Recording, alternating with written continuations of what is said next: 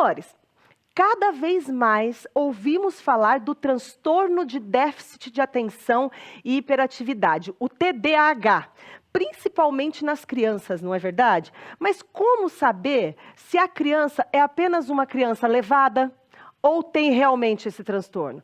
Quais são as causas desse transtorno? Qual que é o tratamento? Será que existe um tratamento para a criança que é hiperativa, para a criança que não consegue prestar atenção nas coisas, que tem o déficit de atenção? Para isso, eu convidei a doutora Fernanda Liboni, que é médica psiquiatra, para tirar todas as nossas dúvidas hoje. Tudo bem, doutora Fernanda? Boa tarde. Tudo bem, Fer? E você? Beleza, graças a Deus. Doutora, Bom, para a gente começar, vamos explicar para o pessoal de casa o que é o TDAH, né?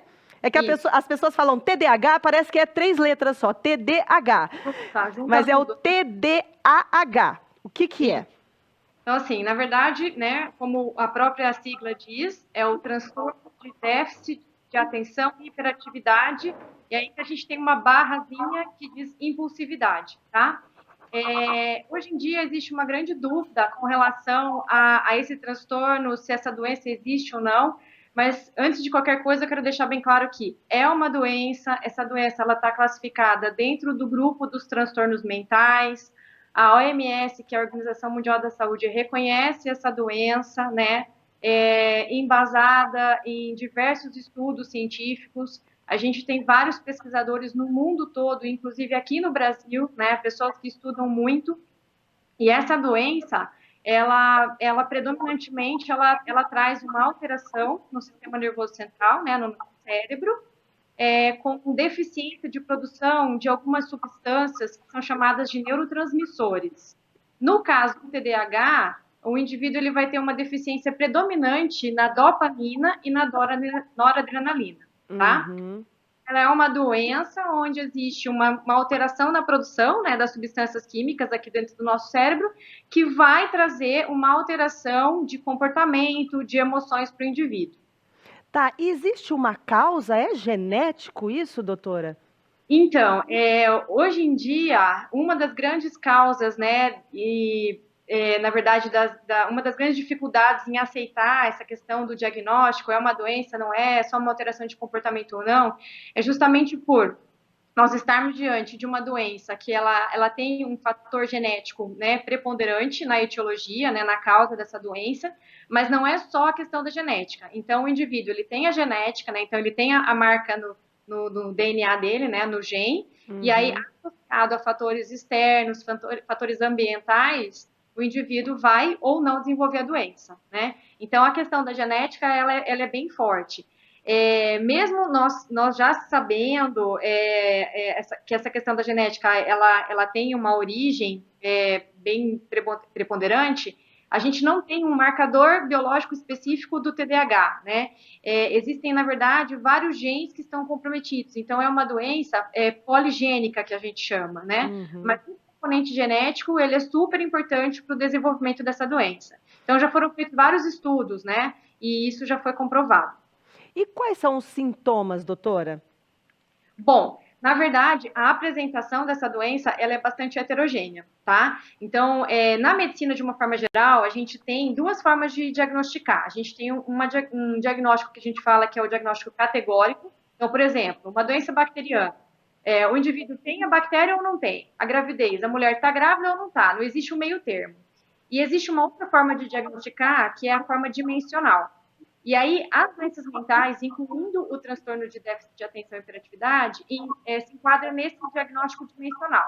Então, a gente tem desde uma apresentação mais simples de sintomas até os casos mais graves. Uhum. O que a gente tem? A gente tem a desatenção, né? Então, aquela criança que não consegue se concentrar, que fica viajando, que não presta atenção, que às vezes tem dificuldade de foco, com relação à hiperatividade, é aquela agitação bem característica, normalmente nas crianças. Nossa, aquela criança não para, não consegue assistir sentar para assistir um desenho, não para dentro da sala de aula, dá muito trabalho. Então, essas características elas ficam mais evidentes nas crianças e nos adolescentes. Mas a gente não pode esquecer dos adultos, porque os adultos também têm TDAH. Olha só, gente. E o ideal é que se trate quando criança, doutora?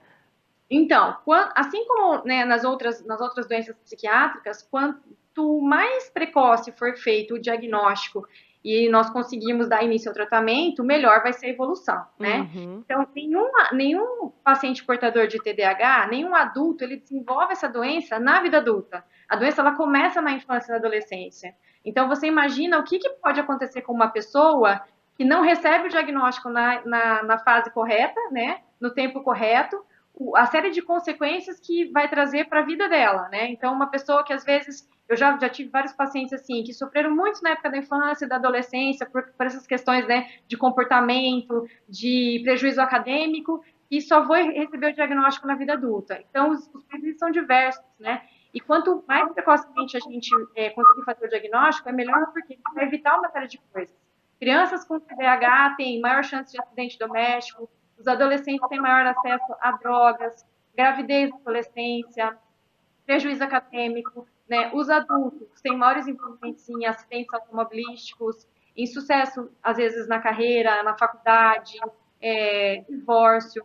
Então, essa questão da apresentação de sintomas e do diagnóstico, quanto mais precoce, melhor.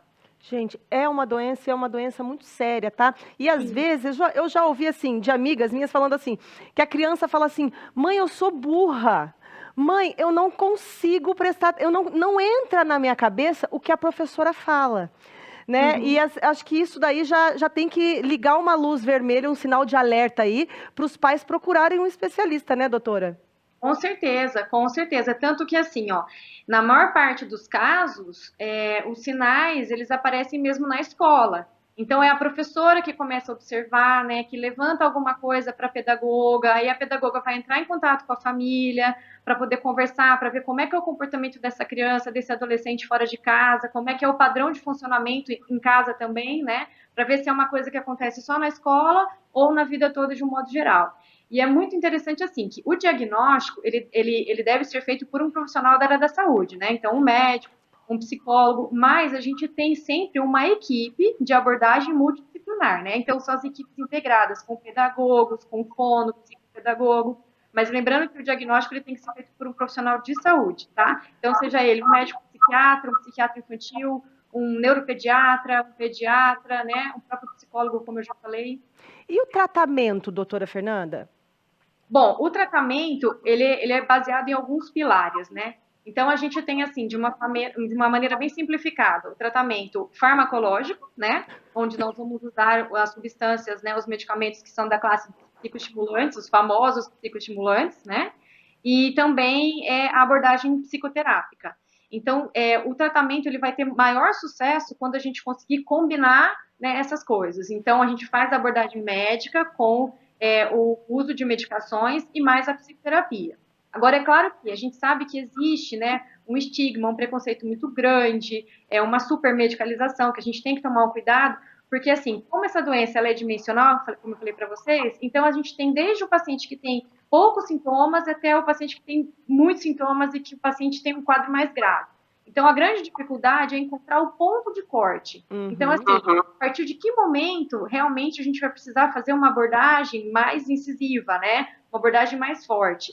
Agora, o que eu não tenho dúvida, assim, tanto na minha prática quanto nos estudos que eu vejo, né, nos grandes nomes da psiquiatria que estudam isso, é que, assim, a gente precisa tirar um pouquinho, né, daquele preconceito que a gente tem com relação às medicações, porque a medicação pode, sim, ajudar a criança, pode ajudar o adolescente, né, o adulto, melhorar muito a qualidade de vida dessa pessoa, né, e a gente precisa realmente enxergar isso como um problema, como uma doença que merece tratamento. Então, seja o tratamento... Porque assim, a gente tem que pensar assim, se tem diabetes, tem pressão alta, não toma um remedinho? Às vezes toma para o resto da vida. Qual o problema, se tem uma doença mental, de tomar remédio, gente? Não tem que quebrar esse preconceito, né?